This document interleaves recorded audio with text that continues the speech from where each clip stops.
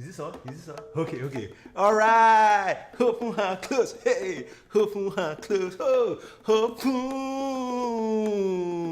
hand close. Hey.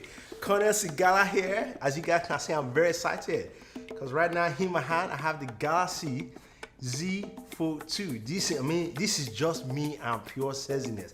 Thank you very much, Samsung, for giving me my best wishes. Let me just show you. Look at it. Look at it. Look at it. Look at it. Sexy indeed. Anyway, let's talk about this device because I'm here to take over this gaming video. And wait. Stop. Wait, now let me finish. Okay. I know the Colonel is excited about the Z Fold 2, but trust me, he will get his own video on this because he's totally excited, as I am. And welcome to my gaming video on this device. I know you guys have been waiting for this. I've been waiting for this device as well. The Z Fold 2 is a successor to the original Galaxy Fold. And if you look at how Samsung has taken things in terms of foldables with the original Fold, the Z Flip, as well as also the Z Fold 2 that we have here, it is just quite interesting that an expansive range of foldable devices. Now, this device, the Z Fold 2, or the Fold 2, I'm gonna call it, because that Z naming is just, sorry Samsung, you shouldn't have done that. The Fold 2 as a device is really awesome. First off, you look at it compared to the original Fold. The cover display is just much larger. It's around the same footprint, but it is 6.3 inches, so much more usable, especially if you're scrolling or doing things, or even if you're gaming with the front display. Now, of course, that display is a 60 Hz display, and you're thinking, okay, all right, I want more, and yes, it gives more. So we open up to reveal, of course, the main display. And that's 7.6 inches. It's 2208 by 17.03, I believe. And it is a 120 Hz display. And this is where, of course, the adaptive refresh rate works. Doesn't work on the rear display, on the cover display, because the cover display is 60 Hz. But you have that ability built into that, so 120 Hz. And we'll check that out in our gaming. But it's powered by the Snapdragon 865 Plus processor worldwide. So don't worry about that. And you also have, of course, a sizable battery in there, 4500 milliamp battery, and we'll see how that works over time. 25-watt charging, some really loud speakers, and boy, trust me, when you hear the speakers, you understand how loud. And I think I'll do a separate speaker video. Check out like the whole Galaxy line, how their speakers actually sound. But anyway, so there's that. Now you also have cameras. You've got 12 megapixel cameras in the rear.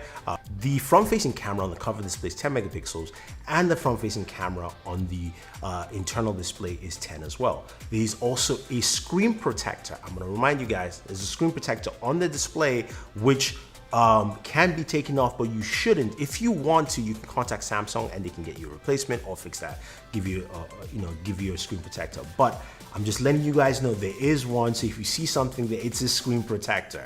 Now, let's talk about gaming. So what we're gonna do is we're gonna check out some Android games, and we'll play some Game Pass as well, because of course, that's something that I've been doing a lot lately.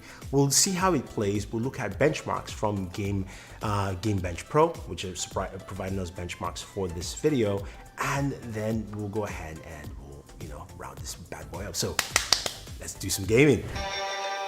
Cover me, reloading. Down.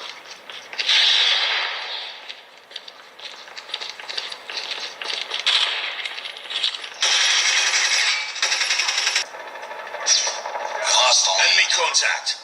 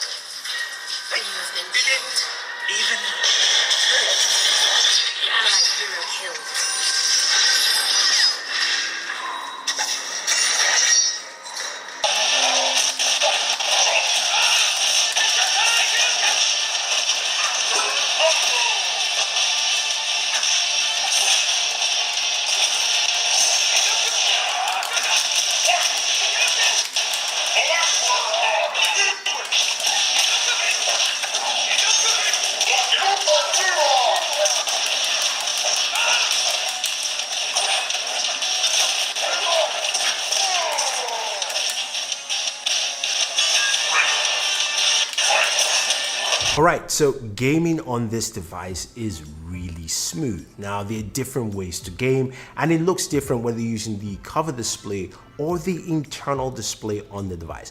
When it comes to benchmarks, which I'm sure you guys are waiting for, looking at the benchmarks of Call of Duty, which we put on our max settings, its median FPS was 60 FPS. Its FPS stability is 100%, so it stayed at that 60 throughout most of its gameplay. CPU usage was about 8.31%, while GPU is higher at 32%. They used about a gig of memory, so that's how much I was using to play the game. Now, when we move over to PUBG also had a median FPS of 60. Its stability was also at 100%. CPU and GPU were much higher, or at least a little higher than Call of Duty, which you would expect with PUBG, at 15.16% for CPU, 44.6% for GPU. Memory usage was less at 874, and peak memory was about 875. So it uses less memory, but more of the CPU and GPU. Now, Vainglory, which runs at 120 frames per second, to see how it is, especially all this is stats from the internal display. Vainglory ran at a medium FPS of 120 frames per second, so we got to match, of course, what our display is putting out in terms of refresh rates. 99% FPS stability. CPU usage was about 7.3, so it's actually lower, and GPU is a bit higher at 46.15%. In terms of memory, you're looking at 904. For average memory, peak was about 925, so slightly less than a gigabyte. So that's the kind of performance you're getting, which matches a lot of gaming phones, matches the Galaxy Note 20 Ultra. Again, it's the 865 Plus, so you get to see that here. Now, Game Pass, I wanted to just see what kind of performance you're getting, because you know what? You want to play console games on your smartphone, at least at the console level. So a median FPS was 57 frames per second, which is actually not bad, it's close to 60. Stability is about 94%. Again, this is Game Pass beta, so this is not the final product, so this most likely will change. CPU usage was 3.4%. Again, this is streaming off the cloud, so you shouldn't use that much. And GPU was not available because it wasn't using the GPU, so you have that there. In terms of memory, you're looking at about 600 megabytes for average memory and 604 for peak. So that is what it gives you there. In terms of performance, though, I think overall, you're gonna get one of the best performances on this device. Now, the other thing to note also is, of course, temperature. This actually ran rather warm. I mean, yeah, it hit 101 degrees for me, about 37 to 38 degrees in terms of looking at it in Celsius. And yeah, I don't think it has any specific special type of cooling, which is probably why. And you're running that brand new 865 Plus processor. The speakers on the other hand were booming loud, really loud. And I've told you guys I'm going to do a separate speaker test. It really came out clear and crisp. I really like it because you've got two basically bottom firing speakers on this device, so you're getting some really clean sound. I like that with this device. Best thing to have the speakers on the top side if you're using the tablet mode, just much easier. I suggest people to rotate it. I think overall though, performance on this device is really good. A lot of people will like it, and I think in terms of gaming, this is going to be a great experience. But stay tuned for more videos on the Galaxy Z Fold 2. We're going to show you just more functionality, just using some of the multitask features, how it applies. And there's one thing I want to mention though, when you're gaming and you are gaming with external display, not every game supports quick switching. So Call of Duty Mobile, you play game with external display, you jump into the internal display, it still stays in the resolution of the external display. PUBG, on the other hand, differently, it jumps and it resizes. So game developers have to, of course, adapt to these features for this device. Hopefully you enjoyed this video. If you like, don't forget to hit the subscribe button. Thank you very much, and always enjoy your entertainment.